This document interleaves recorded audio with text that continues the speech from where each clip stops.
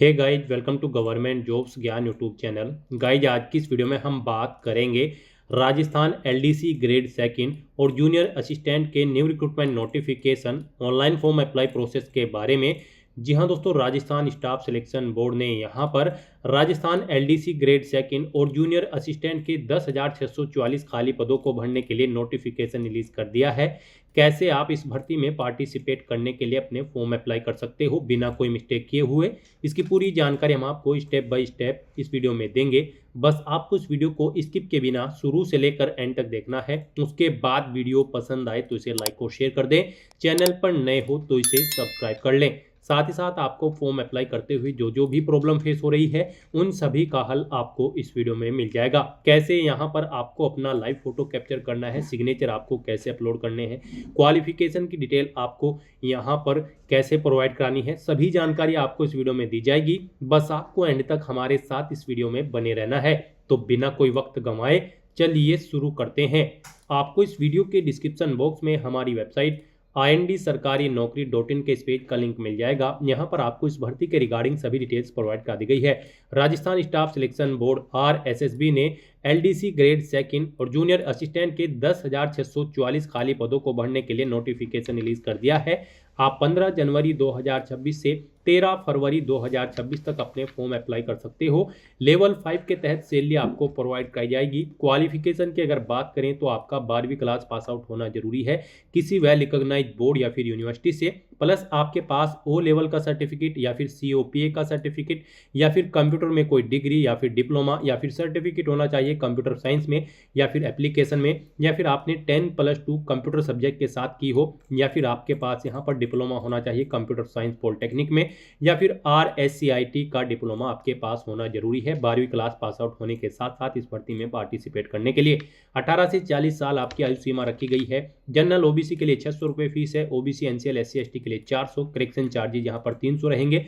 Fees का amount आप online mode से जमा करा सकते हो। सिलेक्शन यहाँ पर आपका रिटन टेस्ट के आधार पर होगा। ऑनलाइन आप ऑल इंडिया से अप्लाई कर सकते हो। जॉब लोकेशन राजस्थान है, आप ऑल इंडिया से अप्लाई कर सकते हो। उसके लिए आपको इस पेज को नीचे स्क्रॉल डाउन करते हुए इंपॉर्टेंट लिंक सेक्शन में आना है। ऑफिशियल नोटिफिकेशन PDF लिंक पर क्लिक करके इस भर्ती के नोटिफिकेशन को ओपन कर लेना है और इसमें से आपको पूरी डिटेल रीड कर लेनी है।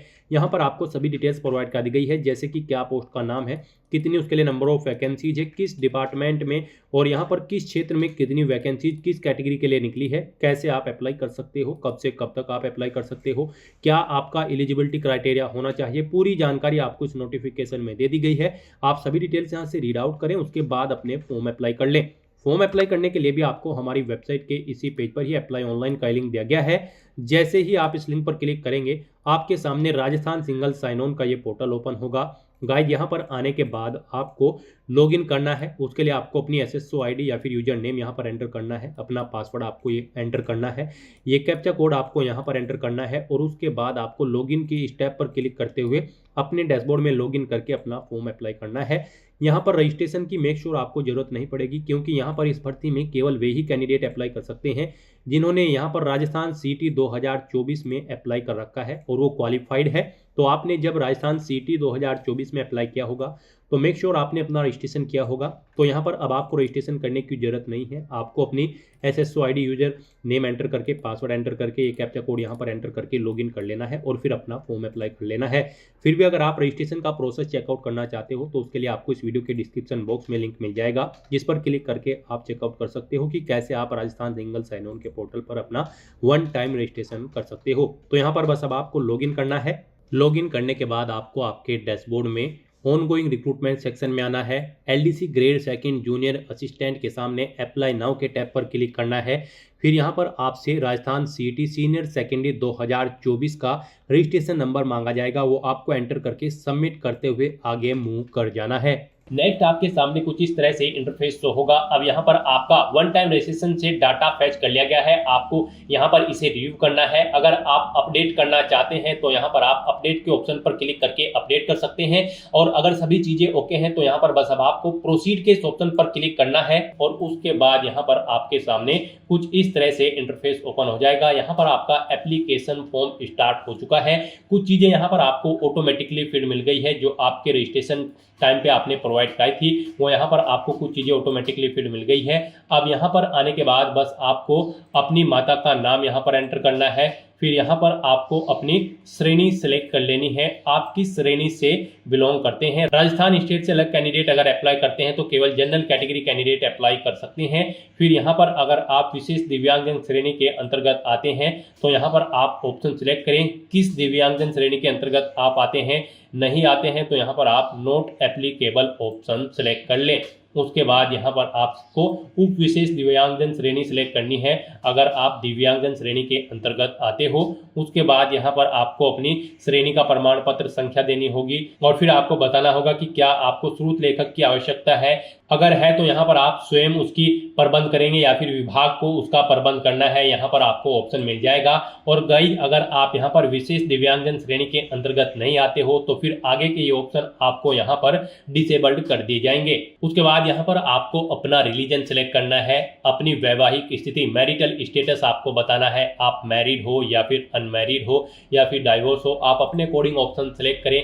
उसके बाद यहाँ पर अगर आप मैरिड हो तो यहाँ पर आपको अपने जीवित बालक की संख्या देनी है और आपको यहाँ पर आपका मोबाइल नंबर ऑटोमेटिकली फिर मिल जाएगा। अपना व्हाट्सएप मोबाइल नंबर देना चाहते हैं तो वो यहाँ पर आप दे सकते हैं।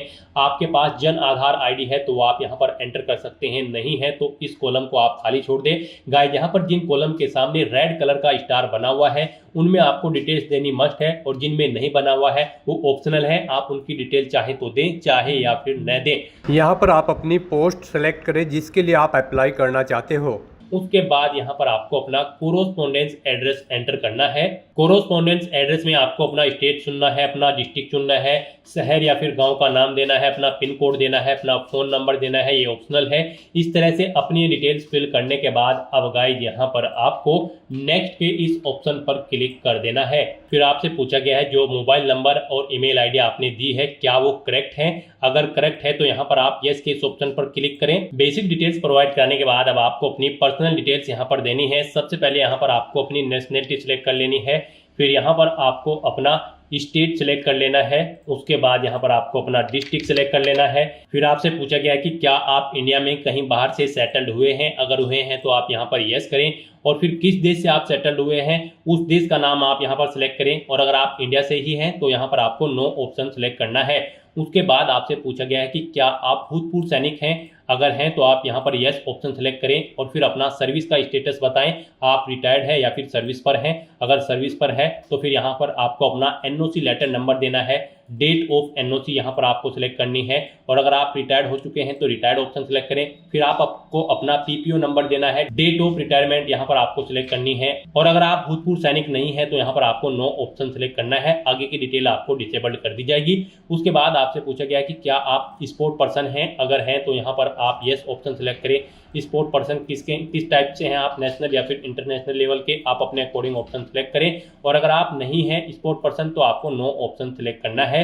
फिर यहाँ पर आपसे पूछा गया कि क्या आप मौजूदा सरकारी विभाग या फिर सार्वजनिक उपक्रम कर्मचारी हैं, अगर हैं तो आप यहाँ पर यस करें और फिर यहाँ पर डिपार्टमेंट का नाम एंटर करें, नहीं है तो आप नो ऑप्शन सेलेक्ट कर लें। उसके बाद आपसे पूछा गया कि क्या आप एज में एडिशनल इलेक्शन चाहते हैं, अगर यहाँ पर एडिशनल इलेक्शन एक्स प्रिजनर यानी कि जेलर को मिलेगा, एनसीसी कैडेट इंस्ट्रक्टर को मिलेगा, आर्मी कैंडिडेट को मिलेगा। यहाँ पर अगर आपको नहीं चाहिए एज में इलेक्शन तो फिर आपको नॉट एप्लीकेबल ऑप्शन सिलेक्ट करना है। इस तरह से अपनी ये डिटेल फिल करने के बाद अब आपको नेक्स्ट के इस ऑप्शन पर क्लिक कर देना है। नेक्स्ट यहाँ पर आपको अपनी एजुकेशनल क्वालिफिकेशन की डिटेल प्रोवाइड करनी है। यहाँ पर आपको सबसे पहले इस चेकबॉक्स को ओके करना है और अपनी क्वालिफिकेशन की डिटेल प्रोवाइड करनी है। यहाँ पर क्वालिफिकेशन की अगर बात करें तो इस भर्ती में पार्टिसिपेट करने के लिए आपका 12वीं क्लास पास आउट होना जरूरी है किसी वेल रिकॉग्नाइज्ड बोर्ड से, प्लस आपके पास ओ लेवल का सर्टिफिकेट या फिर COPA का सर्टिफिकेट या फिर कोई डिग्री होनी चाहिए कंप्यूटर में या फिर डिप्लोमा या फिर सर्टिफिकेट होना चाहिए आपके पास कंप्यूटर साइंस का या फिर कोई एप्लीकेशन आपके पास कंप्यूटर में होनी चाहिए या फिर आपने 10+2 कंप्यूटर सब्जेक्ट के साथ पास आउट की हो या फिर आपके पास डिप्लोमा होना चाहिए कंप्यूटर साइंस पॉलिटेक्निक में या फिर RSCIT का डिप्लोमा आपके पास होना चाहिए 12वीं क्लास पास आउट होने के साथ साथ। और आपका यहाँ पर Rajasthan CET senior secondary 2024 exam में भी क्वालिफाइड होना रिक्वायर्ड है इस भर्ती में पार्टिसिपेट करने के लिए। तो यहाँ पर अब आपको अपनी क्वालिफिकेशन की डिटेल फिल करनी है। आपको सबसे पहले यहाँ पर अपनी 10वीं क्लास की डिटेल प्रोवाइड करनी है। उसमें आपको सबसे पहले सब्जेक्ट एंटर करने हैं, जो सब्जेक्ट आपके पास 10वीं में थे, बोर्ड का नाम देना है, अपना रोल नंबर एंटर करना है 10वीं का, परीक्षा का मोड, रिजल्ट का मोड यहाँ पर आपको सेलेक्ट करना है, वो परसेंटेज में था, सीजीपीए में या फिर ग्रेड में, पासिंग ईयर आपको सेलेक्ट कर लेना है, अपनी परसेंटेज यहाँ पर आपको या फिर ग्रेड या फिर सीजीपीए एंटर करना है। वैसे ही यहाँ पर आपको अपनी 12वीं क्लास की डिटेल एंटर कर देनी है।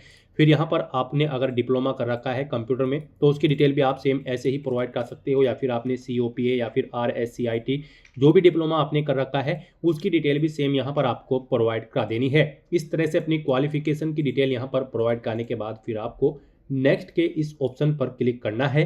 फिर यहाँ पर आप आइडेंटिफिकेशन एंड इनक्लोजर के सेक्शन में आ जाएंगे। अब यहाँ पर आपको अपना लाइव फोटो कैप्चर करना है और अपने सिग्नेचर आपको अपलोड करने हैं। फोटो कैप्चर करने के लिए यहाँ पर आपको कुछ इंस्ट्रक्शन दिए गए हैं, आपको इन्हें केयरफुली रीड आउट करना है। उसके बाद आपको अपना फोटो कैप्चर करना है। फोटो कैप्चर करते समय यहाँ पर आपको 5 सेकंड के टाइमर के पश्चात अपनी पलक 2 या 3 बार झपकानी है। यदि आपकी फोटो बंद आंख के साथ कैप्चर होती है तो आपको दोबारा से अपनी फोटो कैप्चर करनी होगी। और फोटो कैप्चर करते समय यहाँ पर आपको सीधा कैमरे की तरफ देखना है। यदि आप चश्मे का इस्तेमाल करते हैं तो आपको अपना फोटो चश्मे के साथ ही लेना है, परंतु इस बात का आपको ध्यान रखना होगा कि चश्मे पर रोशनी के कारण फोटो अस्पष्ट अथवा चमक के साथ कैप्चर ना हो। साथ ही साथ यहाँ पर आप सुनिश्चित करेंगे कि लाइव फोटो साफ एवं पर्याप्त रोशनी में पृष्ठभूमि के साथ ली गई है एवं धुंधली अथवा अंधकार में ब्लड डार्क नहीं होनी चाहिए आपको फोटो। जब तक फोटो स्पष्ट न हो आपको बार बार फोटो को कैप्चर करते रहना है, परंतु एक बार फाइनल सबमिट किए जाने के बाद आपको दोबारा से फोटो कैप्चर करने का अवसर नहीं दिया जाएगा। तो यहाँ पर आपको इन इंस्ट्रक्शन को ध्यान में रखते हुए अपना लाइव फोटो कैप्चर करना है। उसके लिए यहाँ पर आपको इस चेकबॉक्स को ओके करना है कि मैंने ऊपर के ये सभी इंस्ट्रक्शंस केयरफुली रीड कर लिए हैं, और फिर यहाँ पर आपको अपना फोटो कैप्चर करना है। तो यहाँ पर अपना फोटो कैप्चर करने के लिए आपको टेक फोटो के इस ऑप्शन पर क्लिक करना है और अपने वेब कैमरा या फिर मोबाइल फोन के थ्रू आपको अपना लाइव फोटो यहाँ पर कैप्चर कर लेना है। उसके बाद आपको अपने सिग्नेचर यहाँ पर अपलोड करने हैं।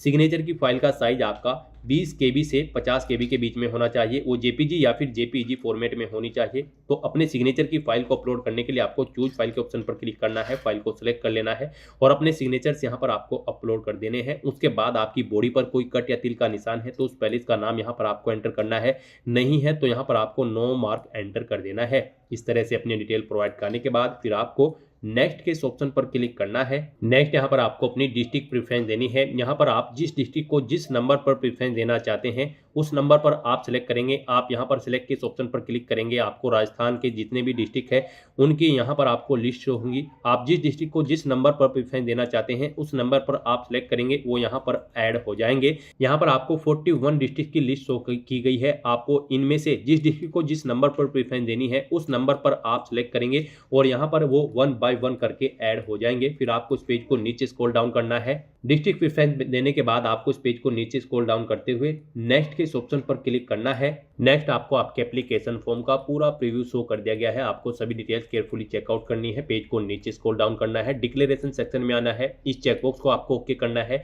कहीं पर कोई मिस्टेक है तो आप अपडेट के इस ऑप्शन पर क्लिक करके अपने फॉर्म में आप चेंज आउट कर सकते हो, और अगर सभी चीजें ओके हैं तो बस यहाँ पर अब आपको अपना फॉर्म सबमिट कर देना है। उसके लिए आपको फाइनल सबमिट के स्टेप पर क्लिक करना है और अपना फॉर्म सबमिट कर देना है। उसके बाद आपके सामने ये पॉपअप शो होगा। यहाँ पर आकर आपको इस चेकबॉक्स को ओके करना है, फिर आपको सेंड OTP के ऑप्शन पर क्लिक कर देना है। उसके बाद आपके रजिस्टर्ड मोबाइल नंबर और ईमेल आईडी पर एक OTP सबमिट किया गया है, वो OTP आपको यहाँ पर एंटर करना है और उसके बाद यहाँ पर आपको वेरीफाई OTP के ऑप्शन पर क्लिक कर देना है। इस तरह से यहाँ पर आपका एप्लीकेशन फॉर्म सक्सेसफुली सबमिट हो चुका है। अब यहाँ पर प्रिंट के इस ऑप्शन पर क्लिक करके आप अपने एप्लीकेशन फॉर्म का एक हार्ड कॉपी प्रिंट आउट ले सकते हो, फ्यूचर यूज के लिए, फ्यूचर रेफरेंस के लिए। तो दोस्तों ऐसे आप राजस्थान LDC ग्रेड 2 और जूनियर असिस्टेंट की इस भर्ती के लिए अपने फॉर्म अप्लाई कर सकते हो बिना कोई मिस्टेक किए हुए।